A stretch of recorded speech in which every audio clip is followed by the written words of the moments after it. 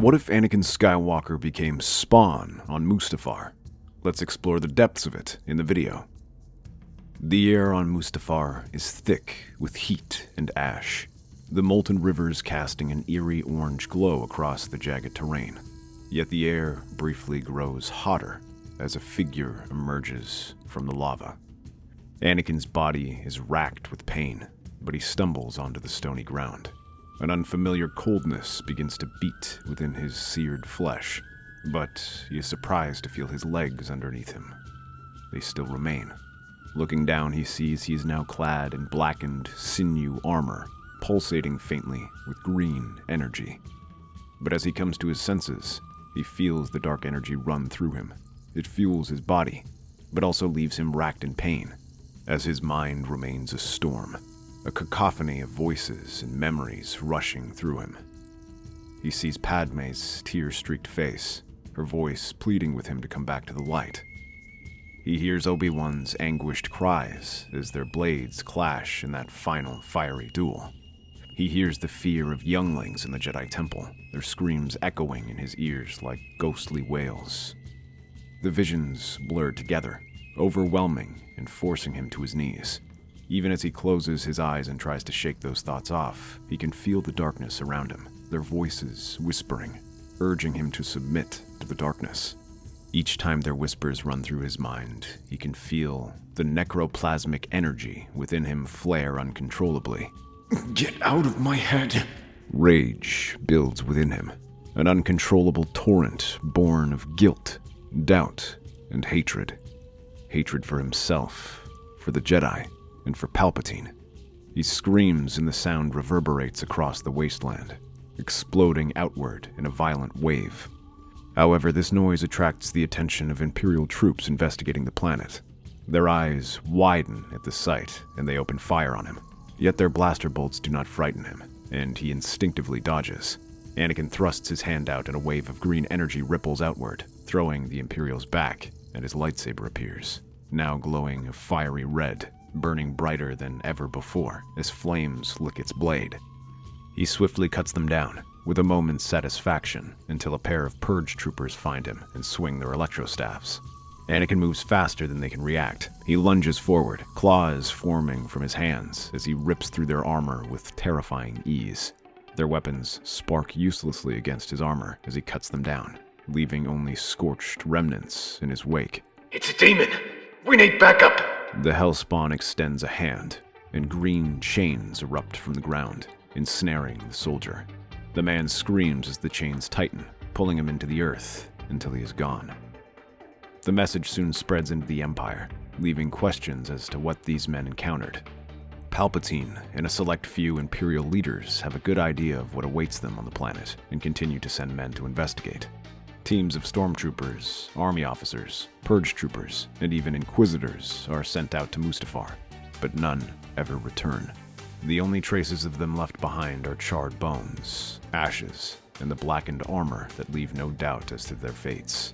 But these deaths do not satisfy Anakin. The rage he feels continues to burn as bright as ever, never fading as he hunts down any living creature that gets in his way. Seeing these difficulties, Admiral Thrawn recommends that Palpatine take a different approach, sending not a soldier or a hunter, but an expert in dark creatures. And that task falls on Morgan Elsbeth, due to her Night Sister connections. Anakin, now Spawn, wonders, his mind fractured by guilt, rage, and the haunting faces of those he betrayed. But as he patrols the barren landscape, he watches a shuttle approaching, and immediately knows more Imperials are hunting. Morgan Elsbeth steps down the ramp, accompanied by 2 Inquisitors. These warriors waste no time in attacking Anakin as soon as they see him. Their lightsabers flash as they strike at him, but the former Jedi catches both of them with his flaming swords and throws them back. He lunges towards the closest one, trying to slash at his legs, but Anakin pushes the attack with his sword and drives him back. He throws his full weight behind this strike and throws him back. But as the Inquisitor falls, Anakin lifts him and chokes him with the Force, just as fiery tendrils wrap around him. The man can barely scream before he's reduced to ash. Meanwhile, the second Inquisitor ignites her blade and advances on Anakin, spinning it around in a rapid arc. though this does little to slow him down as he swings a chain towards her that shatters her lightsaber hilt and leaves her vulnerable to a quick stab to the chest. Only then does Anakin turn to Morgan. You're not like the others. You don't come to fight. No, I am not a soldier, and I am not here to die like the fools who came before me. I am here because you need my help, Anakin Skywalker. You dare speak my name? You know nothing of what I am. You are a monster of pure darkness, a creature consumed by hatred, a demon. That is what you are. But it need not be what you remain. You should wish to become more. There are ways to control this power, to become greater than it, if you wish to try. Or you can remain like this, and allow it to consume you. Why do you care? Why would someone like you help me? Because I see potential in you, and because I have my own reasons to want the Emperor dead. You may not trust me now, but I know how to help you control what's inside you. I can teach you the Night Sister arts. All I ask is your help in return. What do you want from me? The Emperor is a parasite, feeding on the galaxy's suffering. He has no intention of sharing power, not with you, not with anyone. Therefore, he must be destroyed. Very well. With that business done, the two journey to Dathomir, where the connection to the dark side is strong and magic is more potent. Once there, Morgan has Anakin remain in her tribe's former stronghold, where they begin their training.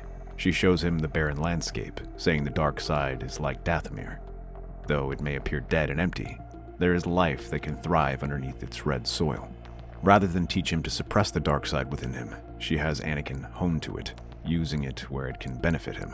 The memories that constantly play in his head are controlled. She teaches Anakin to calm himself, to only harness these memories in bursts of rage to give himself additional power. She shows him how to push them aside and pull them forward when time comes. She shows him how to push them aside and pull them forward when the time comes. She teaches him spells to channel his powers through to hone them like a weapon, and not to unleash them in wild blasts as he does. But most importantly, she teaches him just exactly what he is. The Night Sisters keep a treasure trove of documents about creatures just like him, those deemed monstrous and demonic. This helps him understand what he is and just what he is capable of.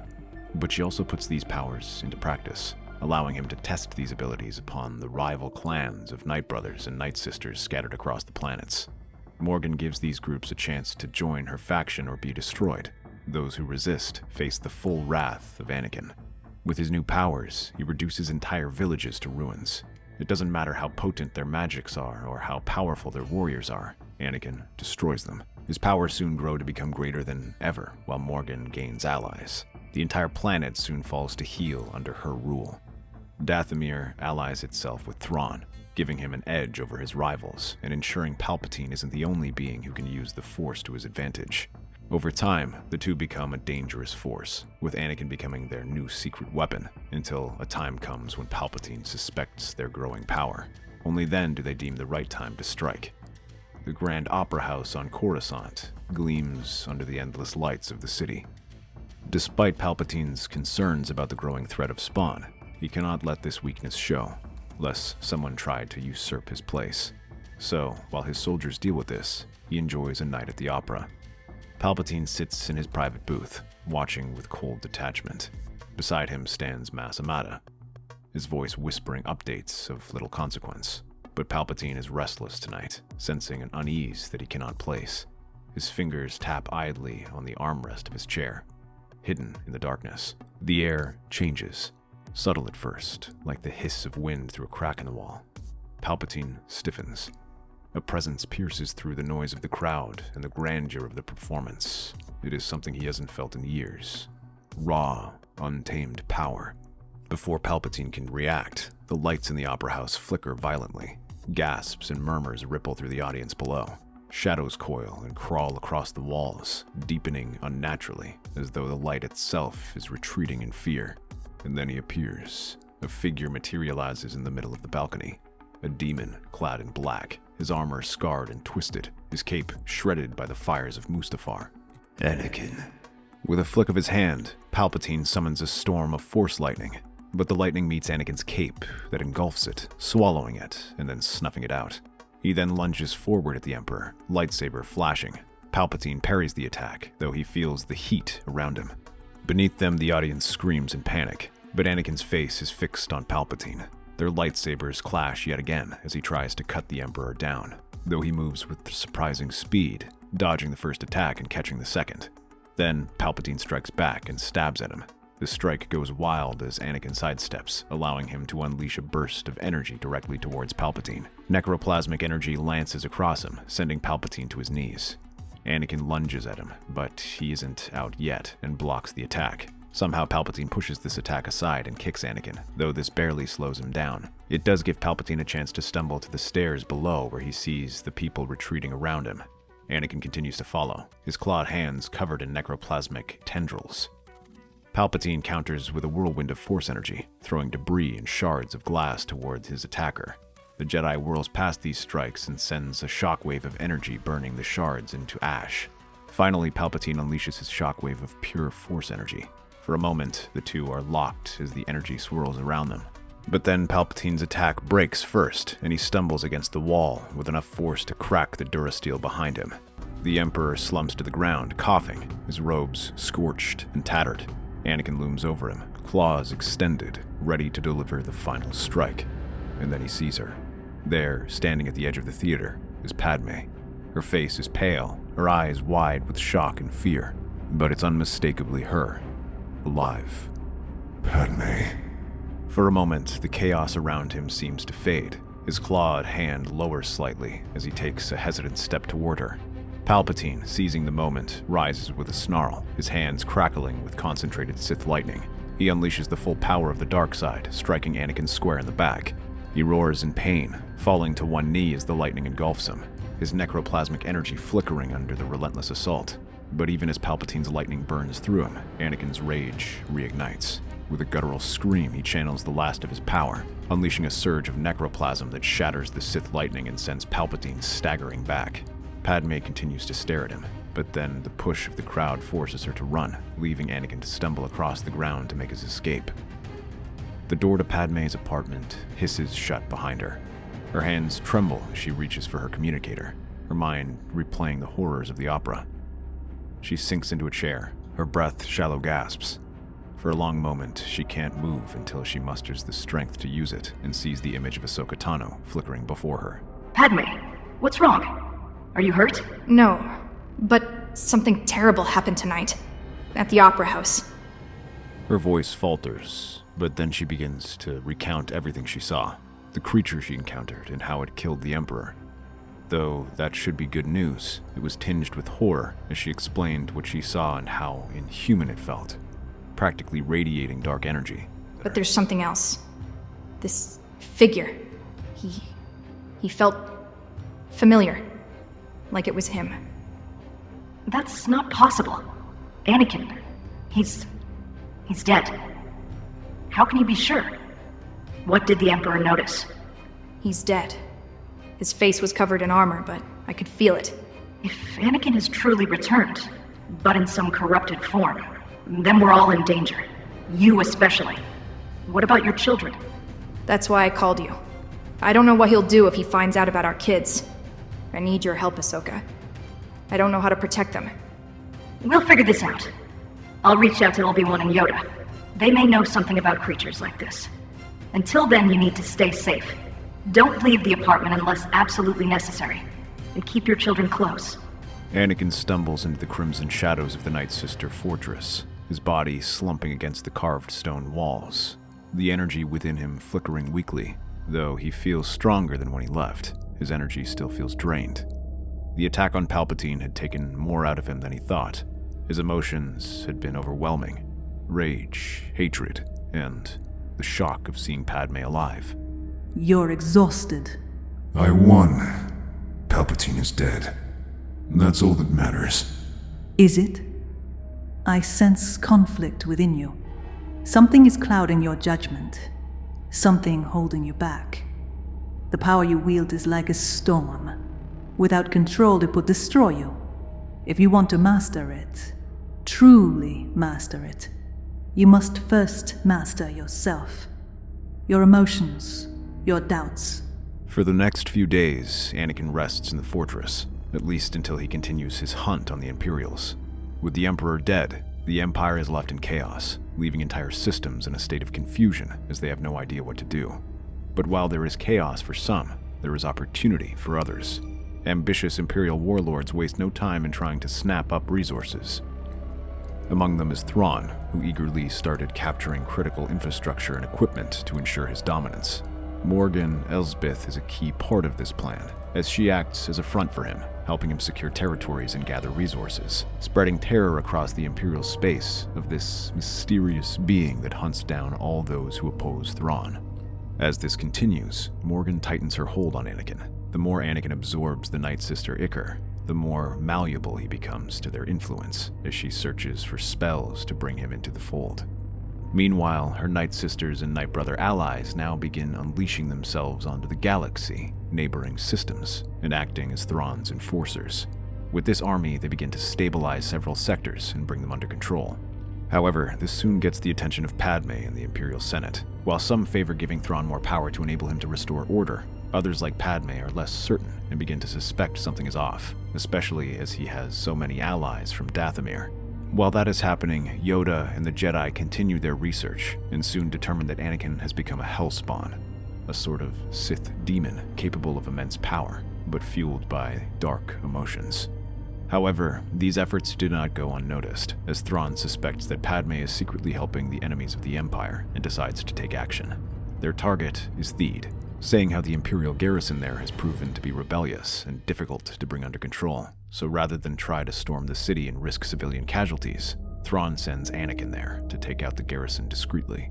Soon enough, Theed is in chaos. Smoke rises from the outskirts of the capital as Anakin walks through the fire and blaster fire rains down on him, but this does little to slow him down. His crimson cape trails around him like spilled blood, reaching out and grabbing stormtroopers and dragging them toward him as he wipes out the rest of them with his lightsaber or fire. Anakin watches as resistance collapses all around him. The stormtroopers are easy prey for him, and those who don't fall retreat deeper into the city. He is about to go after them when he hears something approaching, a speeder that rushes right toward him. He readies his lightsaber, expecting several scout troopers, but instead finds Padme, accompanied by several loyal guards. She looks lively and radiant as he remembers, her face resolute, but the fear plain on her face. Her guards grip their blasters tightly and ready to attack at any moment, but she gestures for them to stop as she takes a step closer. Anakin, I know that's you. Can you hear me? It's me. Do you remember? Padme. His claws curl inward. The necroplasmic energy that flickers around him dims slightly. For a moment, his monstrous form seems to shrink, and the man beneath the darkness begins to emerge. You don't have to do this. I know there's still good in you. You're not a monster, Anakin. It's too late for me. The darkness has already consumed me. This is all I am. No, I don't care what you look like. I love you. Please. We can find an answer together. Her words strike deep, breaking through the haze of rage and pain that has consumed him. He takes a step back, his claws lowering, his breath ragged. The dark words that whisper into his ear begin to fade for a moment, as new memories flood his mind. Memories of her love, of their life they dreamed of together. But then, pain surges through him. Anakin roars, clutching his head as a sickly green aura surrounds him. From their hidden perch far from the battlefield, Morgan Elsbeth and her Night Sisters chant in unison, their hands raised as they channel a spell of control. Anakin's body convulses, his necroplasm energy flaring wildly. His claws twitch, his movements no longer his own.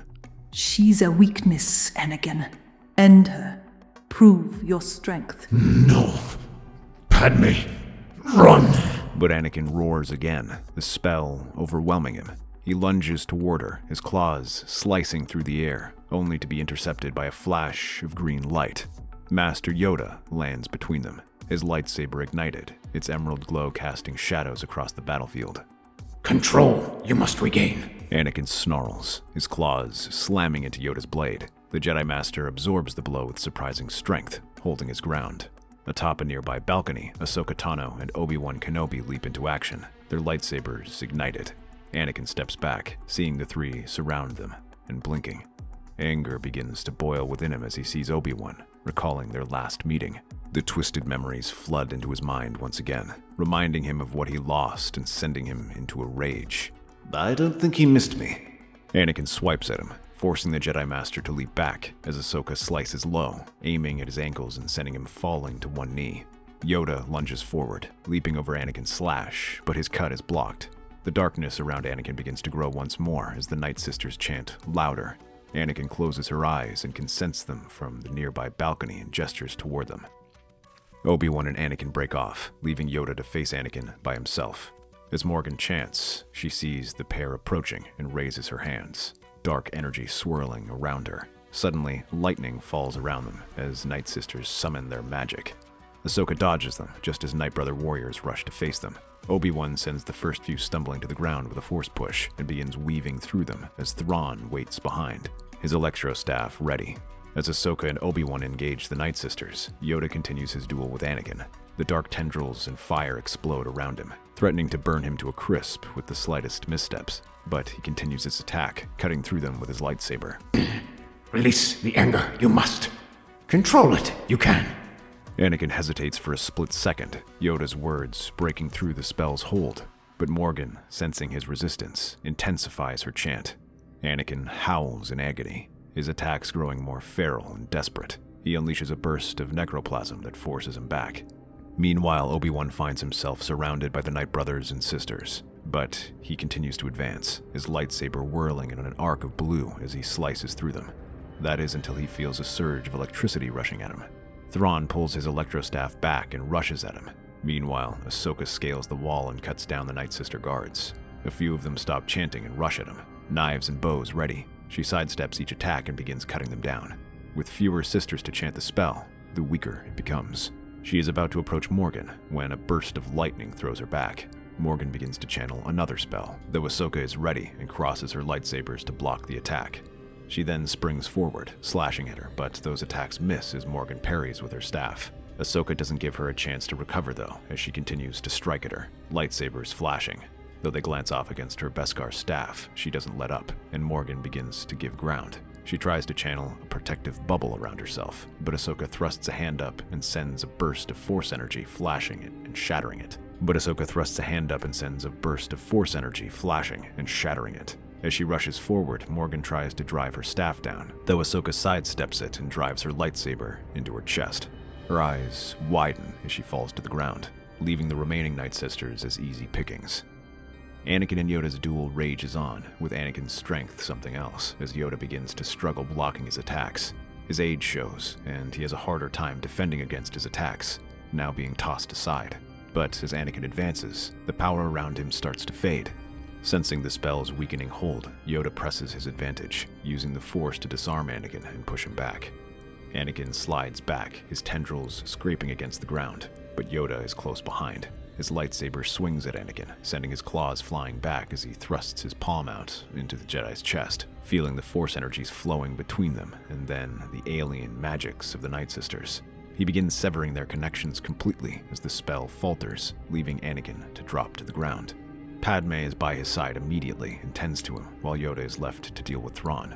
When he arrives, Obi-Wan is dueling with the Admiral, but seeing Ahsoka and Yoda rushing towards him, he swings his staff, sending electricity crackling around them to try and force them back. However, Yoda leaps up and slams his body against him, sending him tumbling to the ground. With Thrawn defeated, the Emperor loses its greatest hope of reunification, providing Padme with an opportunity to strike and beat back the Imperial faction. She challenges their rule and instead moves to begin democratizing the Empire. Meanwhile, the Jedi focus on trying to heal Anakin of what happened. While they cannot undo what he is, they can help him learn to control his powers. Rather than teaching him to let his rage control him, they show him how to channel his other emotions, his love for Padme and his desire to make things right. With this power, he still continues to go on missions, but these focus on restoring the Republic, instead of simply destroying his enemies.